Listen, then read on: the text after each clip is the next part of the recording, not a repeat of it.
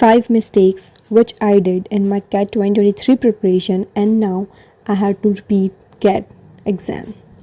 Yes, you heard it right. Those 5 mistakes which I did in CAT 2023, and I could not make it to my dream college, and now I'm going to appear for CAT 2024 exams. I don't want anybody of you to do those 5 mistakes. First mistake, mocks. Not started giving mocks yet. This is a mistake. मुझे भी जब मैं last year prepare कर रही थी, मुझे लगा था वंस मेरा एक बार कोर्स कंप्लीट हो जाए, मेरा सिलेबस कंप्लीट हो जाए, उसके बाद मैं मॉक्स ही मॉक्स दूंगी, और that was my strategy. But no, I was wrong. ऐसा नहीं होता है.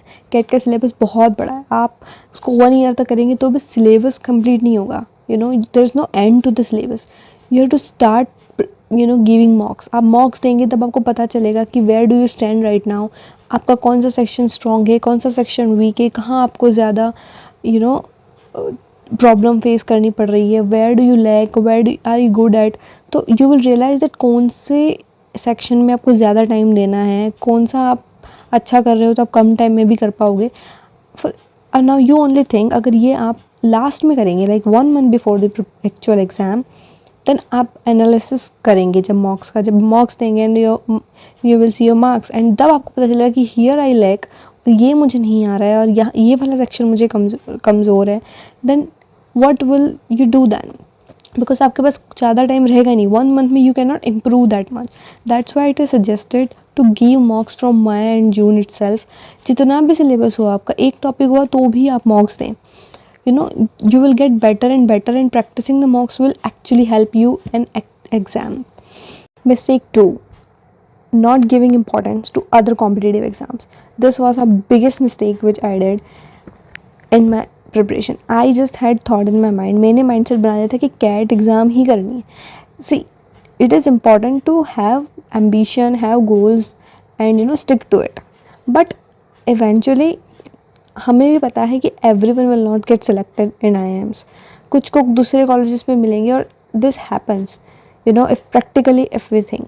So मुझे ये रियलाइज़ हुआ that I had given like CAT, SNAP, ZAT, CMAT, NMAT, CUET, PG. I have given every exam, and now I have experience of each and every exam, and on that basis I am saying that CAT exam was the toughest. तब मुझे ये realise हुआ कि for example अगर मैं उस वक्त cat exam की जगह इन एग्ज़ाम्स पे ज़्यादा फोकस करती, I could have got 99 percentile in that exams where I couldn't get in CAT exam. Mistake number 3, too much dependence on coaching classes. I'm not saying coaching is not a great idea, it's a very good idea, but हम बहुत ज़्यादा depend हो जाते हैं. I was completely dependent on coaching पर जितना पढ़ाया उतना पढ़ लिया, उन्होंने जितना वर्कशीट्स दी वो सॉल्व कर ली, and I am done. No, you have to put your own efforts. You also know it is nothing to explain that self study is the best study. until unless you will put your efforts, you can't do it.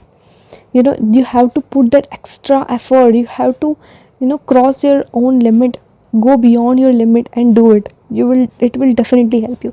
मैं वैसे करती थी, उन्होंने 20 questions दिए, I would solve them and will not use my extra brain anytime. Like, what you have to do is do those 20 questions and find other 20 questions by your own from Google, from other resources, books, and analyze it.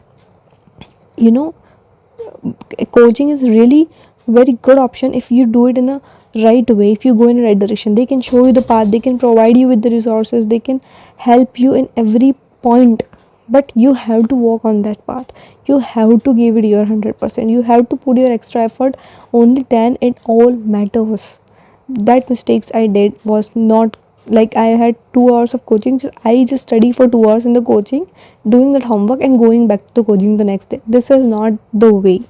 You have to put your extra efforts and you have to give more time. Mistake number 4, not giving enough time for CAT preparation. This is very true. For example मुझे ऐसा लगता था, मैंने बहुत YouTube videos देखी और बहुत सारी सुना और समझा कि 2 hours of preparation a day for CAT examination is enough.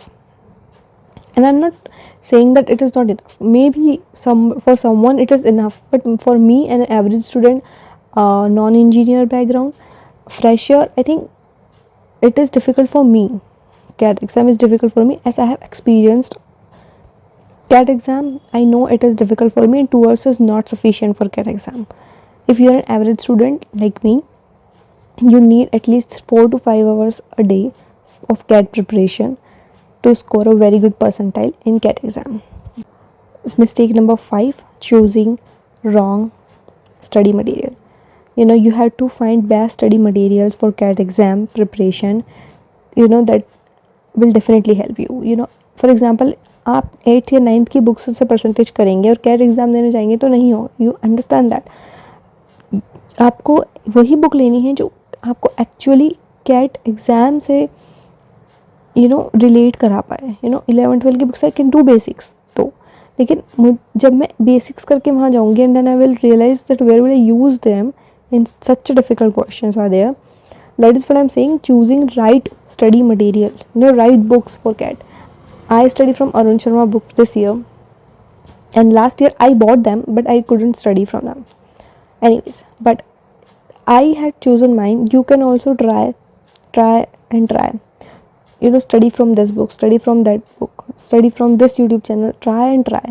आप इस YouTube चैनल से अगर समझ रहे हैं, फिर 2 दिन बाद आप दूसरा ट्राई कीजिए, अनटिल अनलेस आपको वो ना मिल जाए कि जिसकी लैंग्वेज आपको समझ में आ रही है, जो एक्चुअल में आपको समझ आ रहा है कि मुझे इससे पढ़ने में बहुत मज़ा आ रहा है और इससे मेरे सारे डाउट सॉल्व हो रहे हैं, वो चैनल आप ढूंढें. आपके फ्रेंड को फॉर एग्जांपल वो पढ़ रहा है, उसको समझ में आ रहा है उन सर का, इट डजंट मीन आपको भी समझ आए. Find your own way. आप खुद ढूंढिए कि नहीं, मुझे इस बुक्स की लैंग्वेज ही समझ नहीं आ रही, I can not study from this book, I need different book. Find your own and best resources. Thank you.